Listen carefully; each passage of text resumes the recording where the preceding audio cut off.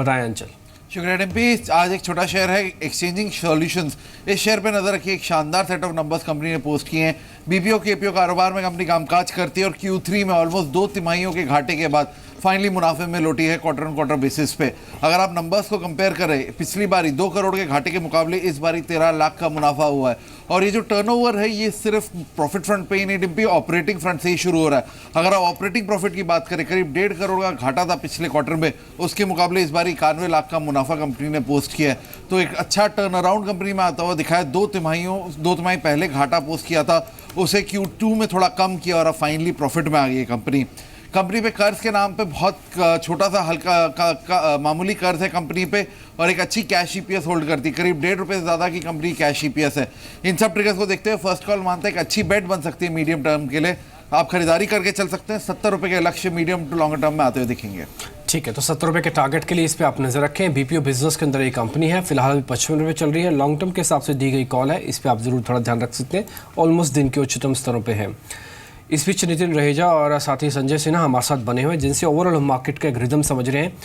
लेकिन नितिन, इस समय मार्केट के अंदर हमको ध्यान किस चीज़ का रखना है? ये आपकी बात बिल्कुल ठीक है कि सारे फैक्टर हैं बाजार को हेल्दी रखते हैं, या फिर ये कहें एक तरह का टॉनिक की तरह काम भी करते हैं। अच्छा टॉनिक, बुरा टॉनिक, दोनों ही हो सकता है। लेकिन इस समय मार्केट में हमारे को नोटिसेबल पॉइंट्स क्या होने चाहिए? क्योंकि एक इन्वेस्टर ना जब भी पैसा लगाएगा तो शायद इस चीज़ को ध्यान में रखेगा कि मेरे को किस चीज़ पे ज़्यादा ध्यान रखना है। यहाँ से अगर कुछ भी नेगेटिव आ गया तो मेरे को अपने आप को वापस सोचना पड़ेगा। वो कौन से पॉइंट्स हैं जो सोचने वाले पॉइंट्स हैं ज़्यादा गंभीरता से? देखिए, क्लियरली मेरा मानना यह है, क्योंकि we are more bottom up focused investors, कि आपको कंपनी की फंडामेंटल्स पे ध्यान देना चाहिए, आपको वैल्यूएशन पे ध्यान देना चाहिए। These are 2 main things that you have to look at. क्योंकि अगर वैल्यूएशन आपके फेवर में नहीं है और इन अ बुल मार्केट आप वैल्यूएशन जस्टिफाई करना शुरू करते हो, फिर कोई छोटा सा एक्सटर्नल इवेंट या ट्रिगर आपको उस वैल्यूएशन का डी रेटिंग या सेल ऑफ दिखाएगा। तो मेरा क्लियरली मानना है कि आप किस कंपनी में इन्वेस्ट कर रहे हो, उसके फंडामेंटल्स कैसे हैं और आगे जाके उसका आउटलुक क्या होगा, और किस वैल्यूएशन पे आप बाय कर रहे हो। बहुत 2 सिंपल चीज़ें हैं। ठीक है। अच्छा नितिन, एक और चीज़ मेरे को बताइए, इस समय सरकारी कंपनीज पर आपका व्यू क्या है? क्योंकि सरकार की जो विनिवेश की योजना 2016 में हमको दिखे नहीं, वो 17 में कुछ ज़्यादा ही तेज़ हो गई है।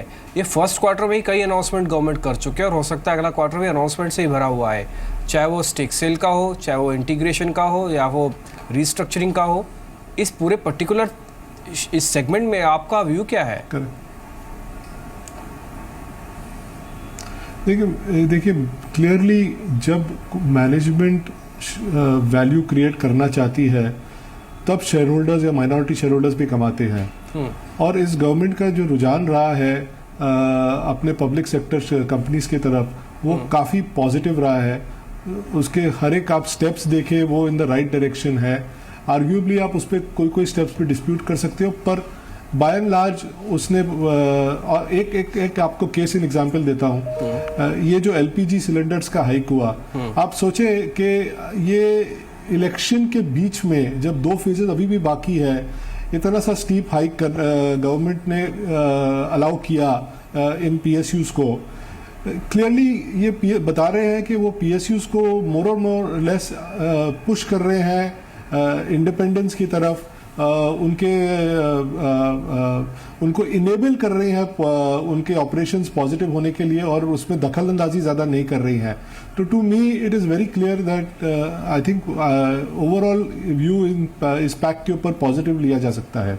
जी मिस्टर सिन्हा, ये आईटी स्टॉक्स के साथ अब एक और फैक्ट ऐड हो गया है, वो है बायबैक का। कुछ कंपनियां बायबैक अनाउंस कर चुकी हैं और कुछ कंपनियां बायबैक लेकर आने वाली हैं। इस तरह की खबरें सोर्सेज के थ्रू मार्केट में फ्लोट हुई हैं। लेकिन क्या इन बायबैक की खबरों के बीच में आप टेम्प्ट हुए हैं to relook at IT stocks? क्योंकि अगर बायबैक सक्सेसफुली ये कंपनियां करती हैं तो डेफिनेटली जो रिटर्न रेशियोज हैं वो सिग्निफिकेंटली इंक्रीज होंगे। तो देखिए, मैं इस अनाउंसमेंट से प्रेरित नहीं हुआ हूं कि मैं आईटी सेक्टर पर शॉर्ट टर्म में या मीडियम टर्म पर अपना आउटलुक पॉजिटिव कर दूं। मेरे ख्याल से ये एक ऐसा फेज़ है आईटी सेक्टर के लिए जब उनको अपने बिजनेस मॉडल्स थोड़े से रिविजिट करने की ज़रूरत है। कई चीज जो हैं आईटी स्पेस में, डिजिटल स्पेस में, वो आज बदल रहे हैं। इस माहौल में उन्होंने इन्वेस्टर के इंटरेस्ट को जगाए रखने के लिए बायबैक की अनाउंसमेंट की है। चूंकि कुछ ही मिनट पहले आपने रिलायंस का भी चर्चा उठाया था, तो रिलायंस का भी तो एक बहुत बड़ा ब्लॉकबस्टर बायबैक हुआ था कुछ साल पहले, और उसके बाद कई सालों तक भी हम लोग ने देखा कि रिलायंस से कोई परफॉर्मेंस नहीं आया। तो जहां तक रही आईटी सेक्टर की कंपनीज, उनके रिटर्न रेशियोज पर लेकर आशंका अब वो उतनी बड़ी आशंका नहीं है। आशंका इस बात से है कि जिस तरह की ग्रोथ रेट उन्होंने पास्ट में दिखाई है, क्या वो मीडियम टर्म में उस तरह का ग्रोथ रेट सस्टेन कर पाएंगे, इसको लेके आशंकाएं हैं। तो मुझे लगता है कि फॉर द टाइम भी अगर आप इन कंपनीज में इन्वेस्टेड हैं तो शायद आप इस बायबैक का फायदा उठा सकते हैं, लेकिन इस बायबैक से प्रेरित होकर नया इन्वेस्टमेंट आईटी सेक्टर में करने के लिए मैं एटलीस्ट एनकरेज नहीं हूँ। ठीक है, इस बीच कुछ एक और शेयर्स देखे जिन्होंने अपनी थोड़ी सी स्पीड को बढ़ाया है, जैसे शोभा डेवलपर्स। अब ये करीब 4% ऊपर आ चुका है, ये ऑलमोस्ट इंट्राडे हाई है। भारती इंफ्राटेल ये करीब 3% ऊपर है। GSPL ये करीब 3.25% की बढ़त के साथ इस समय ट्रेड कर रहा है। बायोकॉन अच्छी रिकवरी इसके अंदर आई है, शुरुआती टिक लाल निशान के थे, लेकिन उसके बाद काफ़ी स्ट्रांग मूव इसके अंदर आता हुआ दिखा है।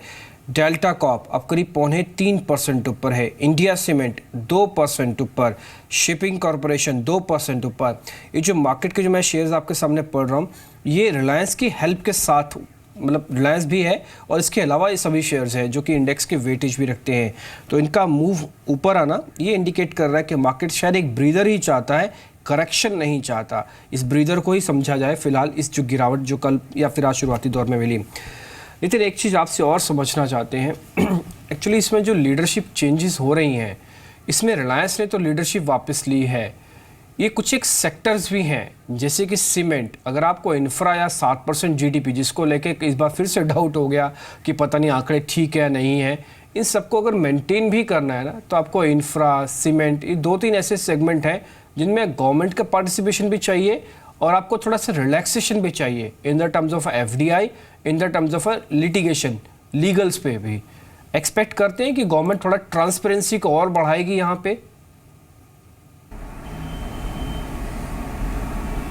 क्लियरली आई थिंक अगर आप पॉलिसी मेकिंग पे देखें तो policy making is moving towards enabling these businesses to do better as सच।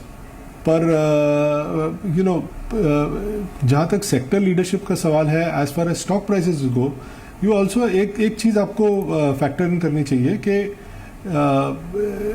चाहे उस सेक्टर में आपको ग्रोथ नज़र आए, जैसे आपने सीमेंट की बात की, तो सीमेंट सेक्टर के ऊपर आगे जाके जो फ्यूल प्राइस इंक्रीज हुआ है और ट्रांसपोर्टेशन कॉस्ट का कमेंसरेट इंक्रीज हुआ है, उसमें प्रॉफिटेबिलिटी पे आके दबाव आ सकता है।